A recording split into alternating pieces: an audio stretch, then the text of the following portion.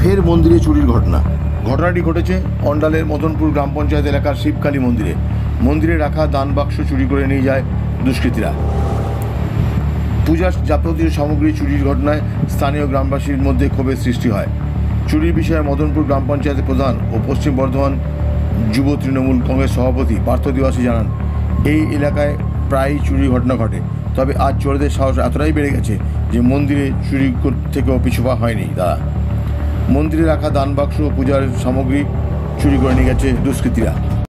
চুরির ঘটনাটা ঘটেছে কালী মন্দিরে, যেখানে মন্দিরের দান বাক্স সহ বিশেষ করে পুলিশের সিসি ক্যামেরা ছিল এবং তার হার্ড ডিস্ক ছিল কালী মন্দিরের একটা রুমে, সেটা পর্যন্ত চোররা ভেঙে নিয়ে চলে গেছে।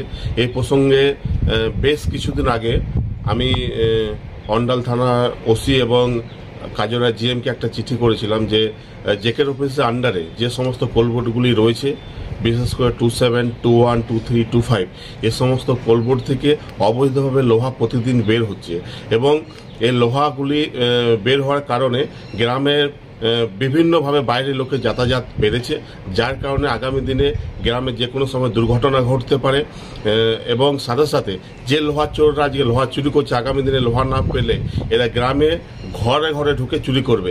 এটা আমি অন্ডাল থানার পুলিশ এ ব্যাপারে কিছু ব্যবস্থা না নিলে আগামী দিনে আন্দোলনের পথে হাঁটতে বাধ্য থাকবেন। এ ব্যাপারে স্থানীয় গ্রামবাসী তন্ময় দাস জানান, এখানে প্রায় লোহা চুরির ঘটনা ঘটছে, মন্দিরে চুরির ঘটনাও ঘটেছে। অন্ডাল থানার অভিযোগ দায়ের করা হয়েছে।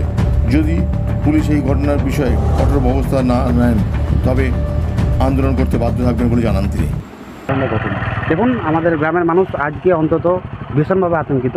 তার কারণ আমাদের এই যে মন্দির, আমাদের মদনপুর গ্রামের একটা ঐতিহ্য, যে আজকে এই মন্দিরে যে চুরি হয়েছে, তো আমাদের গ্রামের মানুষ আমরা সকলে ভীষণভাবে আতঙ্কিত। তার কারণ এই মন্দিরে দেখুন যে সিসিটিভি রয়েছে, সিসিটিভি এই তার সাথে থানা সিসিটিভি সামনে রয়েছে, ওদের হার্ড ডিস্ক নিয়ে গেছে। তারা চেষ্টা করেছে যে মন্দিরের ভিতরে ঢোকার এবং এই মন্দিরের দান বাক্স তারা চুরি করে নিয়েছে।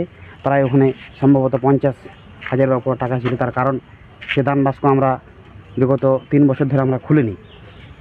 আর চুরি এখানে প্রতিনিয়ত হচ্ছে, স্টিলের সমস্ত লোহা চুরি হয়ে যাচ্ছে। এটা কার গাফিলতি বিশেষ করে বলবেন? আমরা বলবো যে গাফিলতি যার আছে, পুলিশ প্রশাসনের একদম গাফিলতি পুরোপুরিভাবে। তার কারণ আমরা এ ব্যাপারে মদনপুর গ্রামের বাসিন্দা নির্মল বাউরি জানান, এলাকার চোরদের সাহস দিন দিন বাড়তেই চলেছে, যার ফলে এলাকায় মানুষ দিন দিন আতঙ্কের মধ্যে বসবাস করছেন।